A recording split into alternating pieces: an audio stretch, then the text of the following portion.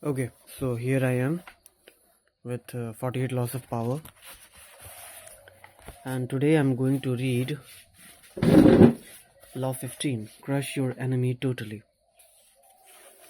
Judgment. All great leaders since Moses have known that a feared enemy must be crushed completely. Sometimes they have learned this the hard way. If one ember is left alight, no matter how dimly it smolders, a fire will eventually break out. More is lost through stopping halfway than through total annihilation. The enemy will recover and will seek revenge. Crush him not only in body but in spirit. Keys to power. In your struggle to power, you will stir up rivalries and create enemies. There will be people you cannot win over who will remain your enemies no matter what. Such enemies wish you ill. There is nothing they want more than to eliminate you. If, in your struggles with them, you stop half or even three-quarters of the way out of mercy or hope of reconciliation, you only make them more determined, more embittered, and they will someday take revenge. They may act friendly for the time being, but this is only because you have defeated them. They have no choice but to bide their time. The solution: have no mercy. Do not take their hatred personally. Crush your enemies as totally as they would crush you. Ultimately, the only peace and security you can hope for from your enemies is their disappearance. Mao, Mao Zedong knew the importance of this law. In 1934, the communist leader and some 75,000 poorly equipped soldiers fled into the desolate mountains of western China to escape Chiang Kai-shek's much larger army in what has since been called the Long March. Chiang was determined to eliminate every last communist, and by a few years later Mao had less than 10,000 soldiers left. By 1937, in fact, when China was invaded by Japan, Chiang calculated that the communists were no longer a threat. He chose to give up the chase and concentrate on the Japanese. 10 years later, the communists had recovered enough to rout Chiang's army. Chiang had forgotten the wisdom of crushing the enemy. Mao had not. Chiang was pursued until he and his entire army fled to the island of Taiwan. Nothing remains of his regime in mainland China to this day. The goal of total victory is an axiom of modern warfare, and was codified as such by Karl von Clausewitz, the premier philosopher of war. Analyzing the campaigns of Napoleon, von Clausewitz wrote, "We do claim that direct annihilation of the enemy's forces must always be the dominant consideration. Once a major victory is achieved, there must be no talk of rest, of breathing space, but only of the pursuit, going for the enemy again, seizing his capital, attacking his reserves, and anything else that might give his country aid and comfort."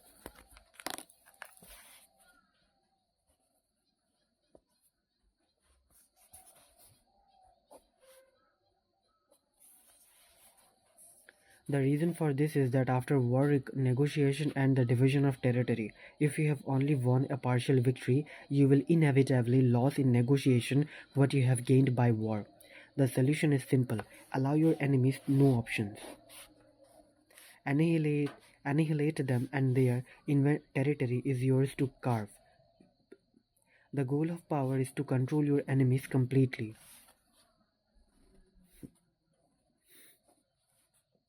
to make them obey your will. You cannot afford to go halfway if they have no options. You cannot afford to go halfway if they have no options. They will be forced to do your bidding. This law has applications far beyond the battlefield. Negotiation is the insidious viper that will eat away at your victory. So give your enemies nothing to negotiate, to no hope, no room to maneuver. They are crushed, and that is that. Be realistic. If you are not ruthless with your enemy, you will never be secure. Okay, so we need to be ruthless. Be realistic. If you are not ruthless with your enemies, you will never be secure.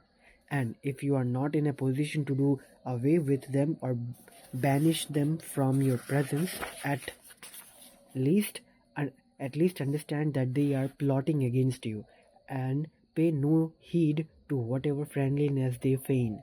Your only weapon in such a situation is your own wariness. What is the meaning of wariness and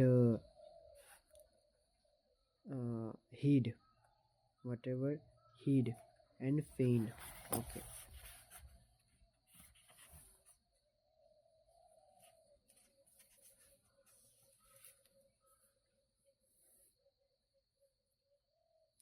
What is the meaning of wariness?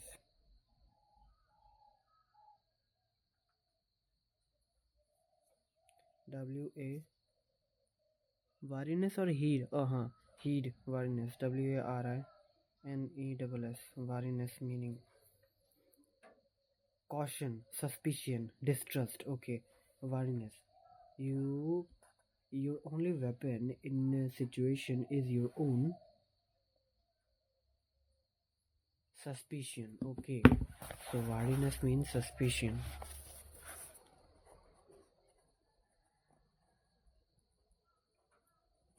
This is means suspicions, and feign means FEIGN. FEIGN. Feign. Fake. Okay. Friendliness they fake. They can write in simple English also.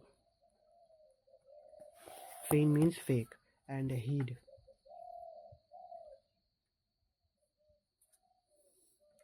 Pay attention to. Okay.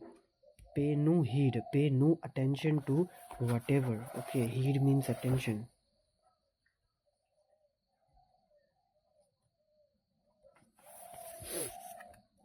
Okay.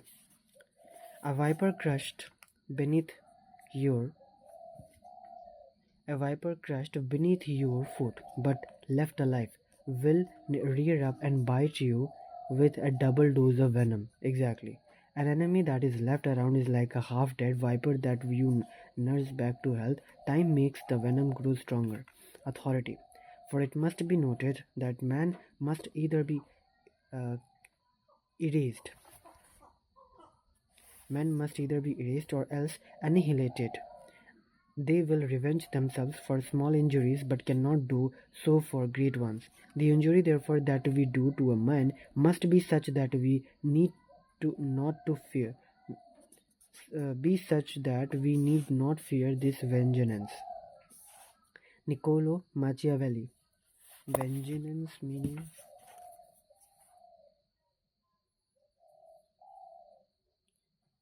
of vengeance.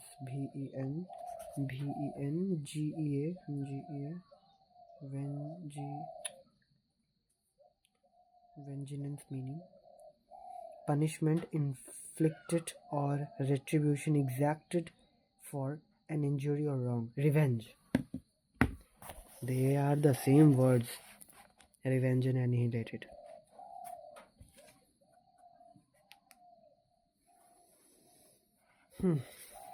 Vengeance mean annihilated. Annihilated and vengeance mean revenge.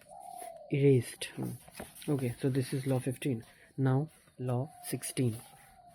Use absence to increase respect and honor. So basically, let me guess. This law will talk about if you want to gain someone's trust, and if you want someone to like you, then appreciate behind their back. Appreciate them behind their back with in front of their loved ones. Okay, let's say there is a Sam and her wife is with me. Sam is outside of the country, and now I am currently meeting with Sam's wife. Now, if I want to gain Sam's trust, then what I can do? Number one thing is I can appreciate Sam's good things in front of their wife and just walk away to my home. When Sam would arrive, then his wife would tell him that yes, today Alex has came to my home and he's talking about you like this. Then you instantly gain the respect. So I think this law states that. Let's see what happens. Judgment. Too much circulation makes the price go down. The more you are seen and heard from, the more common you are appear. Okay. If you are already established in a group, temporary withdrawn from it will make you more talked about, even more admired. You must learn when to leave. Create value through scarcity.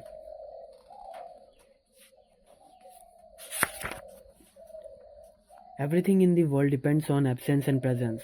A strong presence will draw power and attention to you. You shine more brightly than those around you. But a point is inevitably reached where too much presence creates the opposite effect. The more you are seen and heard from, the more your value degrades. You become a habit. Okay. You become a habit. No matter how hard you try to be different, subtly, without your knowing why, people respect you less and less.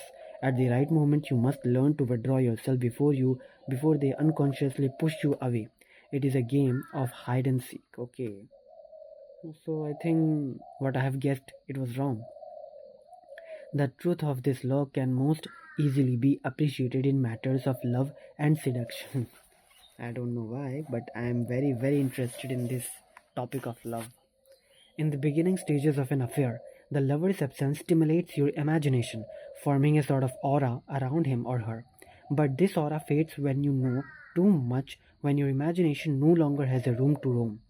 The loved one becomes a person like anyone else, a person whose presence is taken for granted. To prevent this, you need to starve the other person of your presence. Force their respect by threatening them with the possibility that they will lose you for good. To prevent this, you need to starve the other person of your presence.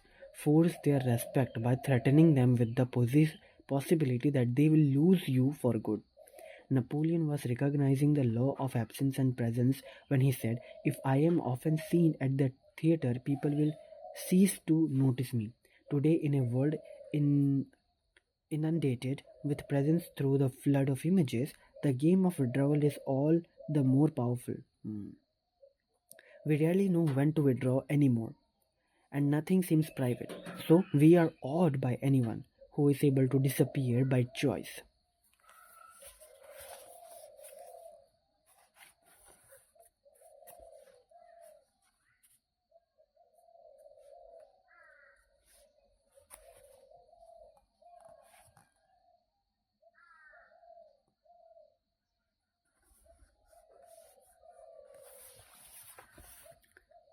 Novelist J.D. Salinger and Thomas Pynchon have created cult-like followings by knowing when to disappear. Another, more everyday side of this law, but one that demonstrates its truth even further, is the law of scarcity in the science of economics. By withdrawing something from the market, you create instant value. In 17th century Holland, the royal family wanted to make the tulip more than just a beautiful flower. They wanted it to be a kind of status symbol. Making the flower scarce, indeed almost impossible to obtain, this sparked what was later called tulipomania. A single flower was now worth more than its weight in gold. Is that really? Let me check on Google. Tulipomania. Is it the real flower? Tulipomania.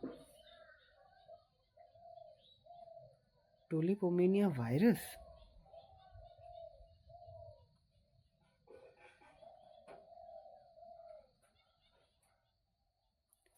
Tulipomania, no, its name is Tulipmania. So basically, this is the image, okay?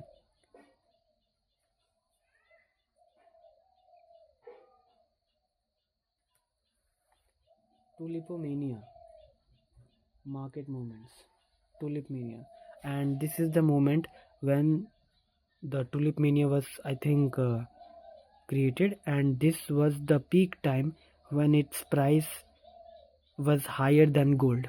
I think, yeah, that's it.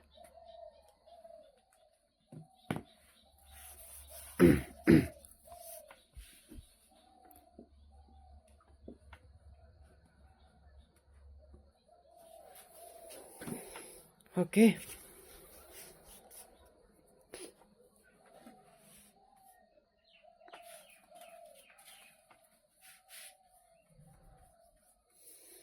Tulipomania.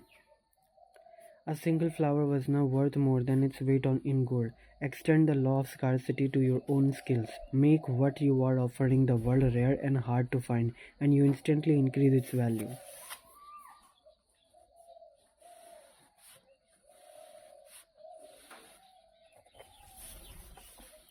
This is important. There always comes a moment when those in power overstay their welcome. We have grown tired of them, lost respect for them. We see them as no different from the rest of mankind, which is to say that we see them as rather worse, since we inevitably compare their current status in our eyes to their former one. There is an art to knowing when to retire. If it is done right, you regain the respect you had lost, and retain a part of your power.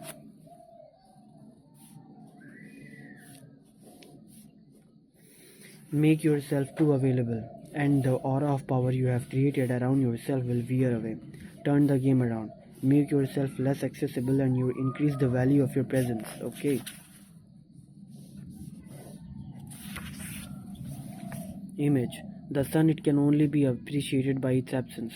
The longer the days of rain, the more the sun is craved. But too many hot days and the sun overwhelms.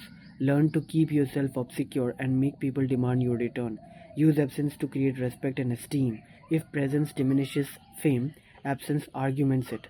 A man who, when absent, is regarded as a lion becomes when present is something common and ridiculous. Something common and ridiculous, talents lose their luster if we become too familiar with them. Talent lose their luster if we become too familiar with them. For the outer shell of the mind is more readily seen than its rich inner kernel. Even the outstanding genius makes use of retirement so that the man may honor him, and so that the yearning aroused by his absence may cause him to be esteemed. Balster Garcian, 1601 to 1655, 1658.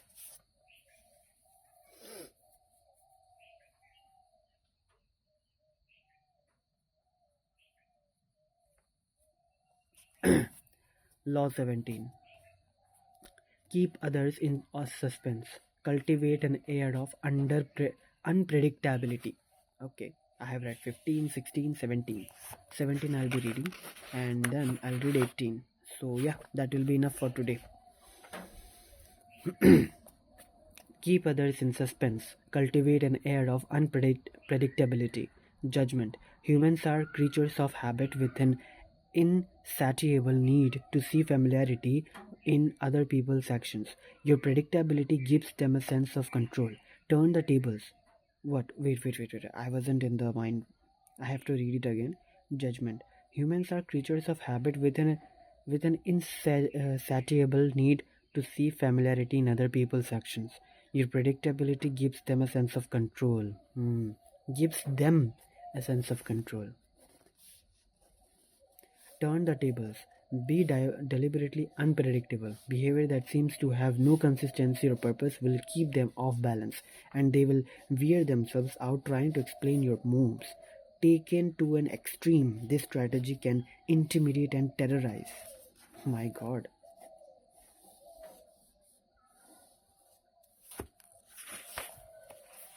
Keys to power. Nothing is more terrifying than the sudden and unpredictable.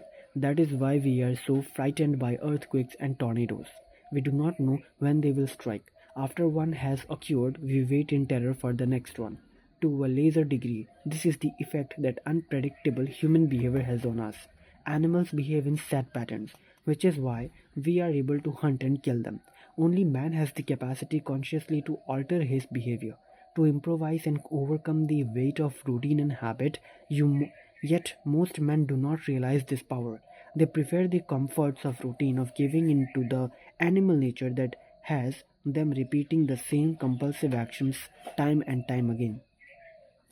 They do this because it requires no effort, and because they mistakenly believe that if they do not unsettle others, they will be left alone. Understand, a person of power instills a kind of fear by deliberately unsettling those around him to keep the initiative on his side. You sometimes need to strike without warning, to make others tremble when they least expect it. It is a device that the powerful have used for centuries. Okay, understand. Filippo Maria, the last of the Visconti dukes of Milan in 15th century Italy, consciously did the opposite of what everyone expected of him. For instance, he might suddenly shower a courtier with attention and then, once the man had come to expect a promotion to higher office, would suddenly start rating him with the utmost disdain. Confused, the man might leave the court, when the duke would suddenly recall him and start treating him well again. Doubly Doubly confused, the courtier would wonder whether his assumption that he would be promoted had become obvious and offensive to the duke, and would start to behave as if he no longer expected such honor. The duke would rebuke him for his lack of ambition and would send him away. Huh? The duke would rebuke him for his lack of ambition and would send him away. Mhm. Always mystify, mislead, and surprise the enemy, if possible. Such tactics will win every time, and a small army may thus destroy a larger one. Okay. So, if I want to disturb or delete or erase my enemy, my relatives, then I need to be unpredictable. Mhm.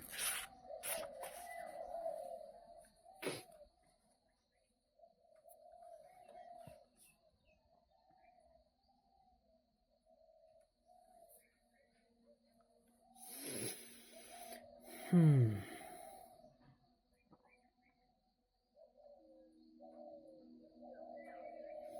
Okay, where I was.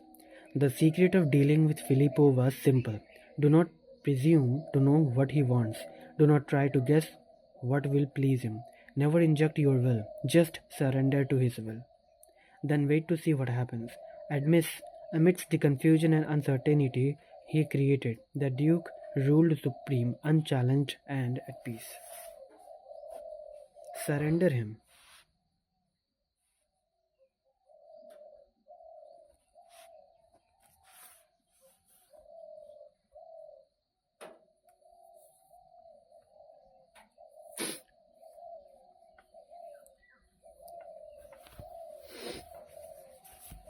People are always trying to read the motives behind your actions and to use your predictability against you.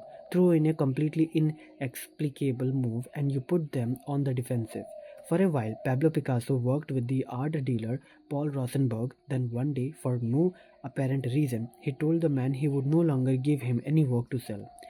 As Picasso explained, Rosenberg would spend the next 48 hours trying to figure out why.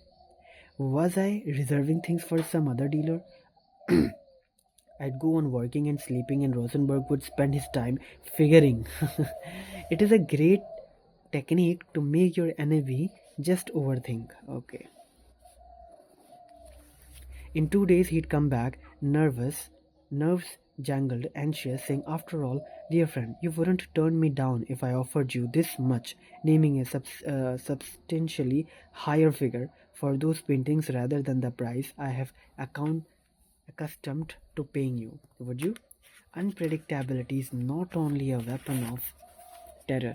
Scrambling your patterns on a day to day basis will cause a stir around you and stimulate interest.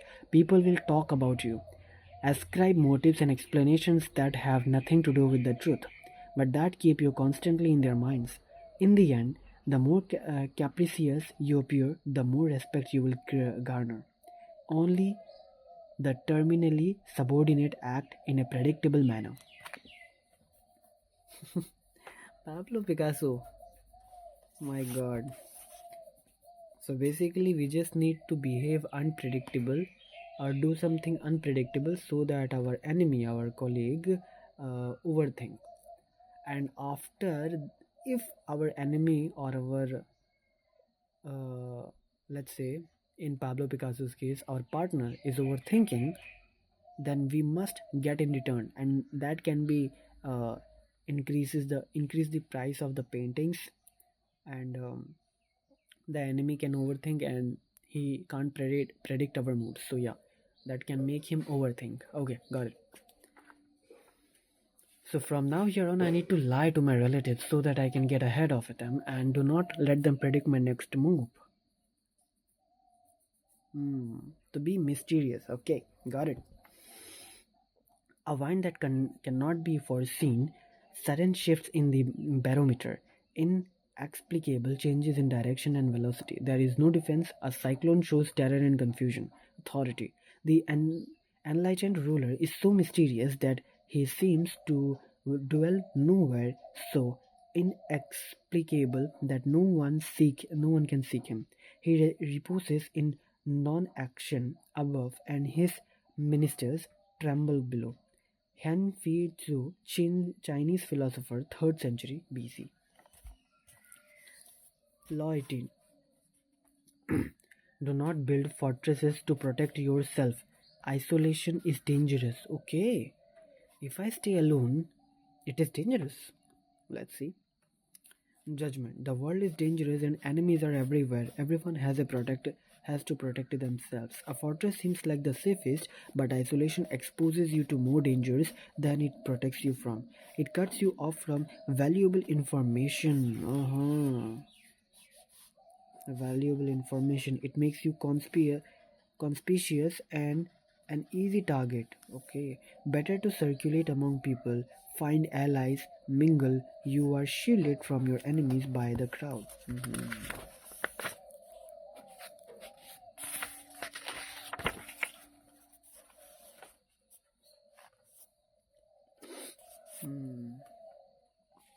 Keys to power. Machiavelli makes the argument that in a strictly military sense, a fortress is invariably a mistake. It becomes a symbol of power's isolation, and is an easy target for its builders' enemies. Designed to defend you, fortresses actually cut you off from help and cut into your flexibility. They may appear impregnable, but once you retire to one, everyone knows where you are. And a siege does not have to succeed to turn your fortress into a prison. With their small and confined spaces, fortresses are also extremely vulnerable.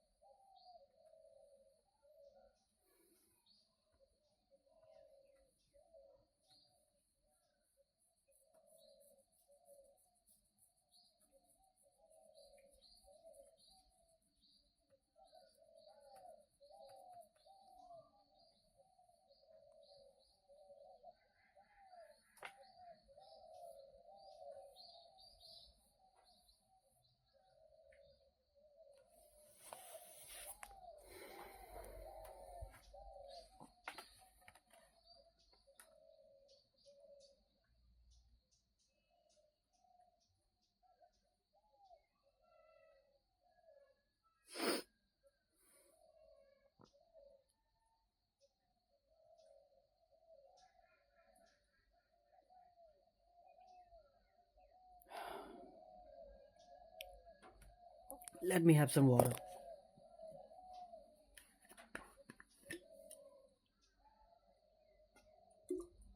Ugh.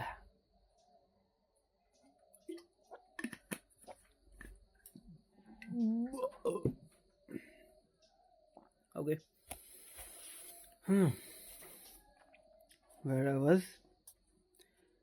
They may appear impregnable, but once you are retired to one, everyone knows where you are, and a siege does not have to succeed to turn your fortress into a prison.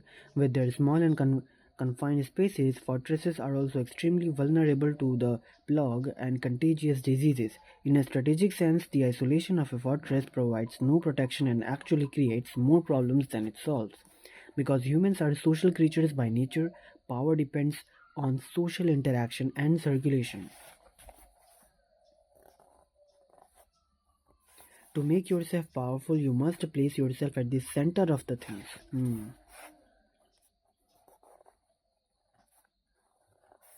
All activity should revolve around you, and you should be aware of everything happening on the street and of anyone who might be hatching plots against you. The danger for most people comes when they feel threatened. In such times, they tend to retreat and close ranks to find security in a kind of fortress. In doing so, however, they come to rely for information on a smaller and smaller circle and lost perspective on events around them.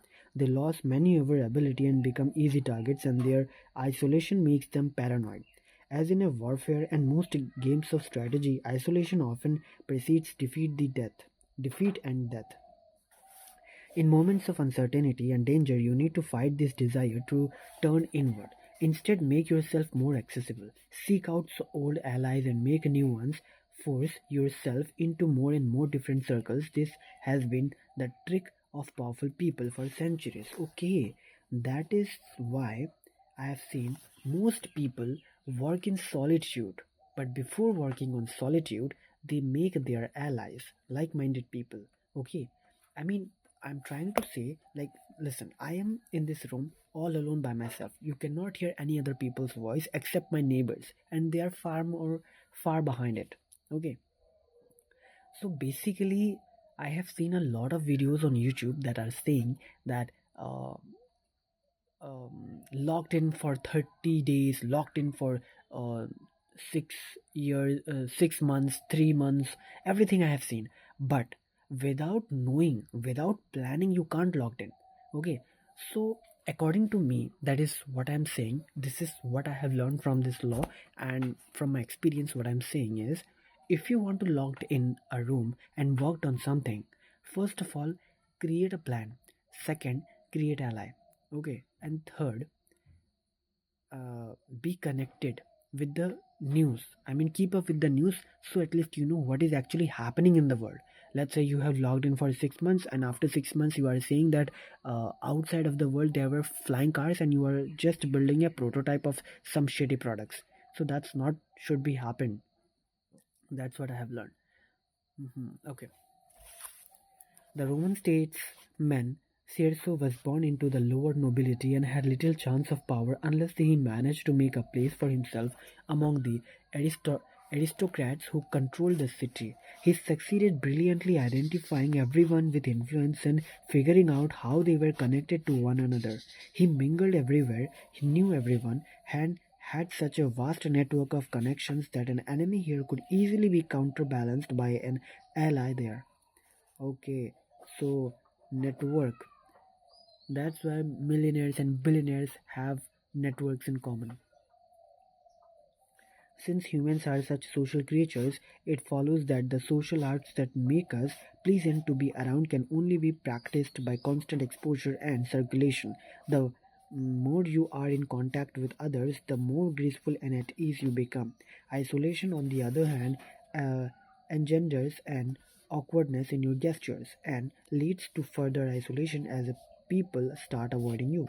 Instead of failing into the fortress mentality, view the world in a following manner. It is like a vast place, with every room communicating with another. You need to be permeable, able to float in and out different. You need to be permeable, able to float in and out of different circles and mix with different types. That kind of mobility and social contact will protect you from plotters who will be unable to keep secrets from you, and from your enemies who will be unable to isolate you from your allies. Who will be able to isolate you from your allies? No one. Always on the move, you mix and mingle in the rooms of the place, never sitting or setting in one place. No hunter can fix his aim on such a swift moving creature. Obviously, this is true. If your target is moving, you can't hit your target. So be the target. Be like the target. Keep moving.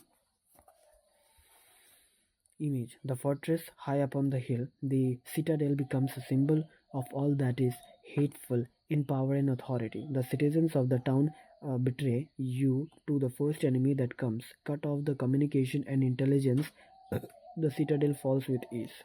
Authority. A good and wise prince desires of maintaining that character and to avoid giving the opportunity to his sons to become oppressive, will never build fortress so that they may place their reliance upon the goodwill of their subjects and not upon the strength of citadels. Niccolo Machiavelli, 1469 to 1527. So this is it, I think.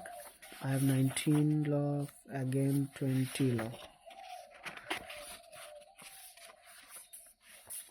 If I read these two law, then I'll be completing with 80 law. 80 pages. Should I read it? Let's take a 5-minute break.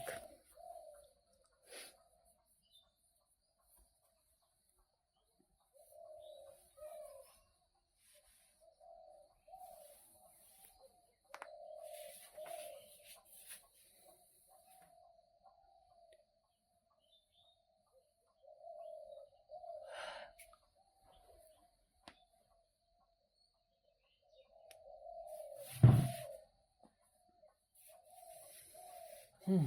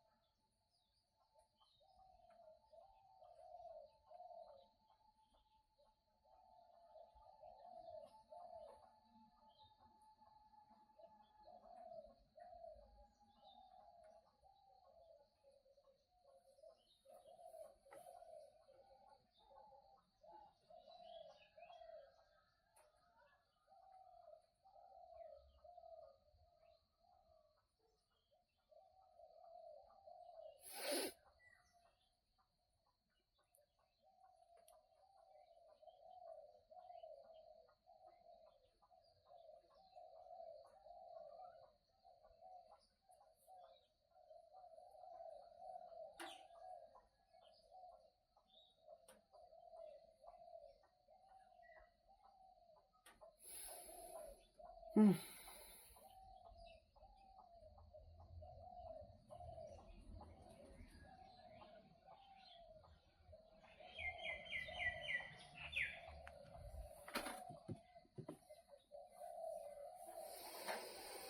Hmm.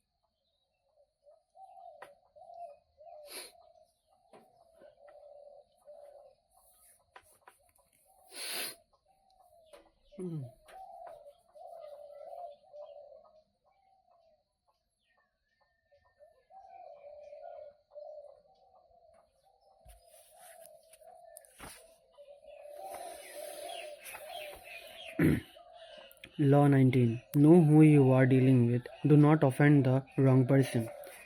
There are many different kinds of people in the world, and you can never assume that everyone will react to your strategies in the same way. Deceive or outmaneuver some people, and they will spend the rest of their lives seeking revenge. They are wolves in lamb's clothing. Choose your victims and opponents carefully, then never offend or deceive the wrong person.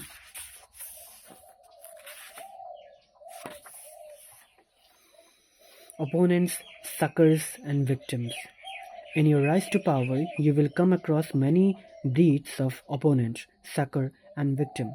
The highest form of the art of power is the ability to distinguish the wolves from the lambs, the foxes from the hares, and the hogs from the vultures. If you make this distinction, distinction well, you will succeed without needing to coerce anyone too much. But if you deal blindly with whoever crosses your path, you will have a life of constant sorrow. If you even live that long, being able to recognize types of people and to act accordingly is critical. The following are the five most dangerous and difficult types of mark in the jungle. Okay, five types of people. Now, number one is the arrogant and proud man. Okay, so basically, it's a selfish man. Although he may initially disguise it, this man's touchy pride makes him very dangerous, and perceived slight will lead to a vengeance of overwhelming violence. You may say to yourself, but I only said such and such at a party where everyone was drunk. It does not matter. There is no sanity behind his overreaction, so do not waste time trying to figure him out. If at any point in your dealings with a person you sense an oversensitive and overreactive pride, flee. Whatever you are hoping for from him isn't worth it. So basically, don't insult his pride. Okay. First, understand that person if he is drunk or normal. Okay. And whatever you say, if he did he react? Did he overreact while he was drunk? Did he overreact? Yes. Then don't play with his pride. The hopelessly insecure man. This man is related to the proud and arrogant type. How this is related to that? Because this is insecure, no? He is hopelessly insecure. This man is related to the proud and arrogant type, but is less violent and harder to spot. His ego is fragile, his sense of self insecure, and if he feels himself deceived or attacked, the hurt will simmer. He will attack you in bites that will take forever to get big enough for you to notice. If you find you have deceived or harmed such a man, disappear for a long time. Do not stay around him, or he will be nibble you to death. Nibble you to death. That's how a dangerous, insecure man is.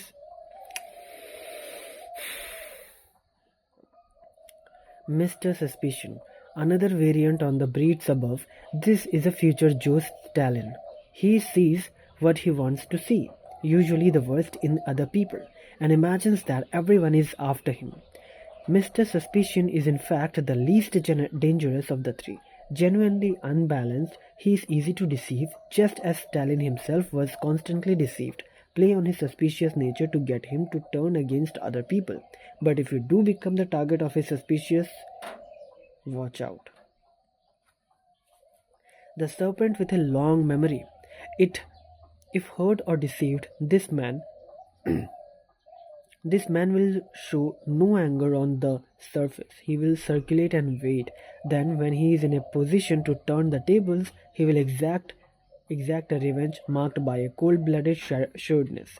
Recognize this man by his calculation and cunning in the different areas of his life. He is usually cold and unfashionable. Be doubly careful of this snake. And if okay, so they are talking about my relatives then. Be doubly careful of this snake, and if you have somehow injured him, either crush him completely or get him out of your sight.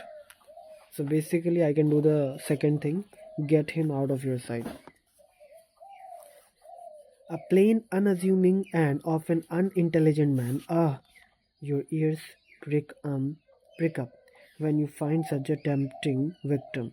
But this man is a lot harder to deceive than you imagine. Falling for a what is this? Ruse?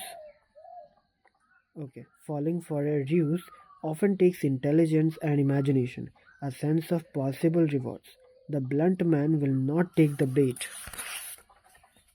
The blunt man will not take the bait because he does not recognize it.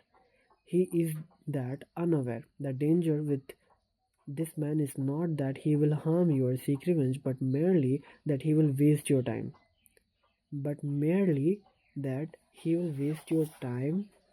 Energy, and resources, and even your sanity in trying to deceive him. Have a test ready for a mark, a jokes, a story. If his reaction is utterly literal, this is the type you are dealing with.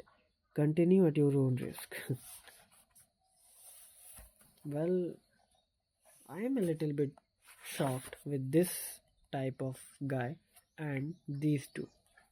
Okay, the serpent with a long memory, I know these guys and the solution is given because they are my relatives. Okay, there is no problem with this. But Mr. Suspicion, the arrogant and proud man, the hopelessly insecure man, the plain, unassuming and often unintelligent man. I didn't meet these people in my real life. Maybe they are in my relatives also, but I haven't met it. So I don't know how to deal with them. Wait a second. Okay, so the solution is given, I think. For the suspicion man, what we can do, we can tell a joke or story. If his reaction is literal, that's what we are dealing with. Okay? So, how can I avoid that person? Robert Greene didn't give me the solution.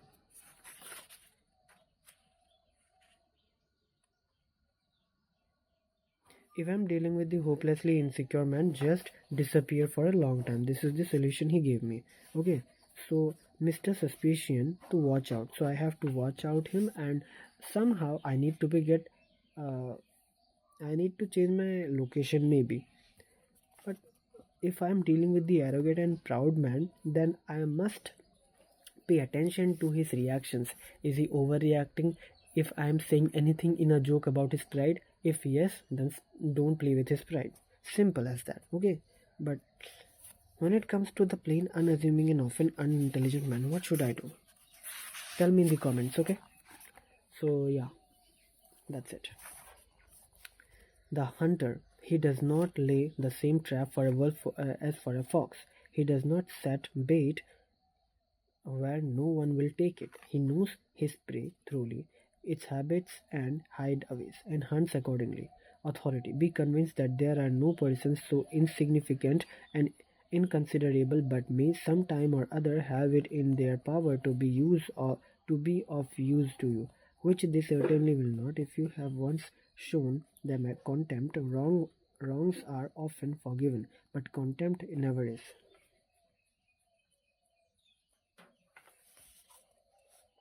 Our pride remembers it forever. Do not commit to anyone. Law 20. But I am a committed person to myself. Wow, it's a long one. 80 pages. How many pages does it have? Law 47. Where is the law 48? Okay, this is law 48.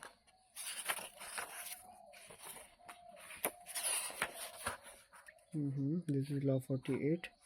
And okay, that's it. 195 pages. It has 195 pages.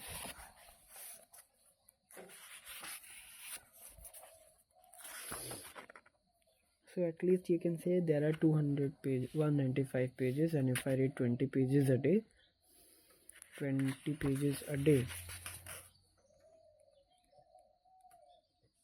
195 pages. So 5 days, 100 pages, 10 days. It will take me 10 days to complete the reading. But I have read already 3 to 4 days and I'm only, it's okay, no matter what. At least I will be able to complete the lessons.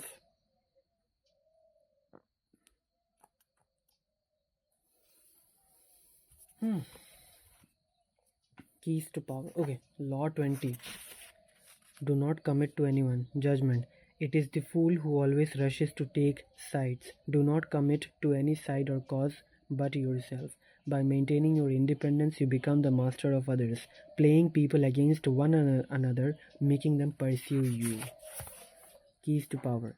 Since power depends greatly on appearances, you must learn the tricks that will enhance your image. Refusing to commit to a person or group is one of these. When you hold yourself back, you incur not anger but a kind of respect. You instantly seem powerful because you make yourself ungraspable rather than succumbing to the group or to the relationship As most people do, this aura of power only grows with time. As your reputation for independence grows, more and more people will come to desire you. As your reputation for independence grows, more and more people will come to desire you, wanting to be the one who gets you to commit. Desire is like a virus. If we see that someone is desired by other people, we tend to find this person desirable too. The moment you commit, the magic is gone. You become like everyone else. Peoples will try all kinds of underhanded methods to get you to commit. They will give you gifts, shower you with favors, all to put you under obligation, encourage the attention, stimulate their interest, but do not commit at any cost. Accept the gifts and favors if you so desire. But be careful to maintain your inner aloofness. What is the meaning of this now? Aloofness. This is a new word.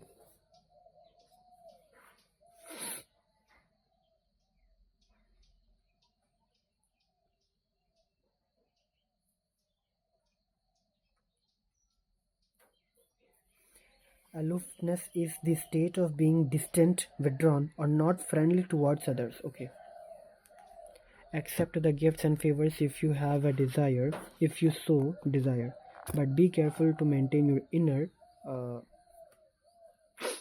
inner aloofness. Distant yourself from others. Okay. You cannot inadvertently allow yourself to feel obligated to anyone. Remember though, the goal is not to put people off or to make it seem that you are incapable of commitment like Queen Elizabeth I. The Virgin Queen, you need to stir the pot, excite interest. Okay, the Virgin Queen. You need to stir the pot, excite interest, lure people with the possibility of having you. You have to bend their attention occasionally then, but never too far. Okay, you have to bend to their attention occasionally, but never too far. Okay.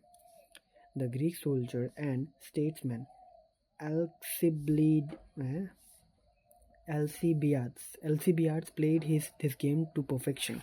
It was Alcibiades who inspired and led the massive Athenian armada that invaded Sicily in 4014 BC. When envious Athenians back home tried to bring him down by accusing him of trumped up charges, he defected to the enemy, the serpents, instead of facing a trial back home. Then, after Athenians were defeated at Syracuse, he left Sparta for Persia. Even though the power of Sparta was now on the rise, now, however, both the Athenians and the Spartans quoted Alcibiades because of his influence with the Persians, and the Persians showered him with honors because of his power over Athenians and the Spartans. He made promises to every side but committed to none, and in the end of he held all the cards. Wow.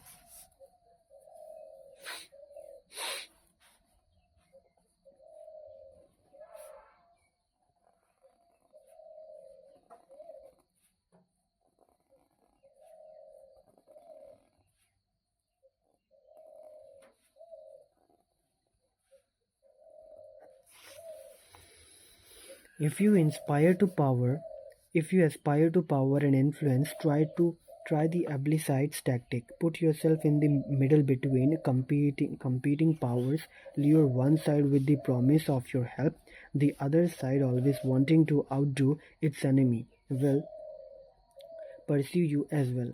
As each side vies for your attention, you will immediately seem a person of great influence and desirability. More power will accrue to you than if you had rashly committed to one side. The France's July Revolution of 1830, after 3 days of riots, the statesman's Talleyrand, now elderly, sat by his Paris window, listening to the pealing bells that signaled the riots were over. Turning to an turning to an turning to an assistant, he said, "Ah, the bells. We are winning. Who's we? No, mon prince." the assistant asked, gesturing for the man to keep quiet. Talleyrand replied, "Not a word. I'll tell you who we are tomorrow." He well knew that only fools rush into a situation, that committing too quickly you lose your maneuverability. People also respect you less. Perhaps tomorrow they think you will commit to another, different cause. Since you give yourself so easily to this one, commitment to one side deprives you of the advantages of time and the luxury of waiting. Let others fall in love with this group of that. For you, for your part, don't rush in, don't lose your head. Image, the center of attention, desire, and worship, never succumbing to one suitor or the other, yet encouraging them to fight amongst themselves. The Virgin Queen keeps them all revolving around her like planets unable to leave their orbit but never getting any closer to her.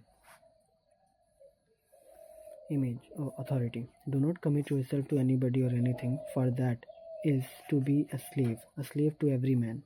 Independence is more precious than the gift in exchange for which independence is lost. You should prefer many people to depend on upon you rather than that you should depend upon any single person.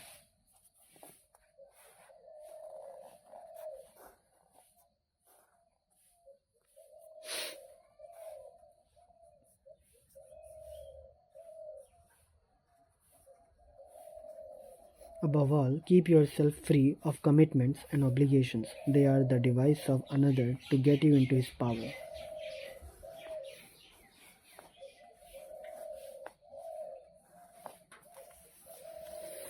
Look judiciously at the cat's share. "Right you are," said the fox. "Just a moment and I'll make it right."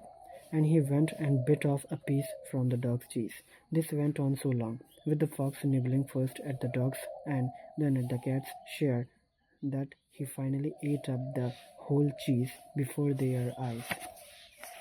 From a treasury of Jewish folklore, edited by Nathan Aushubel, 1940.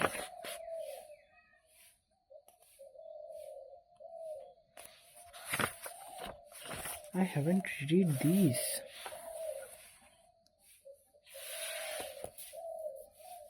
Well, I think it's not important. So now I have read till 80 pages and I have covered law 20. So from next video we will read from law 21. Bye bye.